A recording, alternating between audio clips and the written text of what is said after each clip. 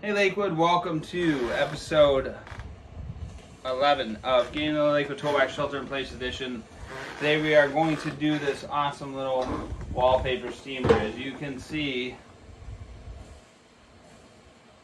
I have a bunch of wallpaper and I need to remove it so we can paint it. Lots of Lakewood houses have the thick old vinyl wallpaper, so this steamer is the best way to remove it. So first thing you want to do is score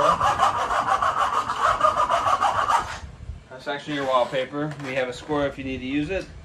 And then plug your steamer in. Grab a drywall knife, which we also have. And then the steamer head, just pumping out some nice steam, if you can see that. And just start working it slowly across the seams. So it gets in there. You're going to see it start to bubble a little bit.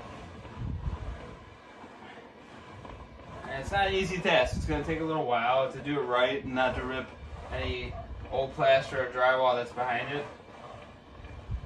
It'll take a little bit of time, but you just dig your drywall knife in there and slowly start to work that wallpaper free from the glue that's on there. Sherwin-Williams also makes a great product. That's a damaged wall repair that you can put on it, so it makes it easier to paint, so you don't have to spackle or mud a bunch of stuff. But yeah, it comes off really easy. Even the thickest wallpaper that's been on there forever will start to come off after a while. It's been a very, very, very popular item this summer for people who are sitting at home trying to improve their housing. So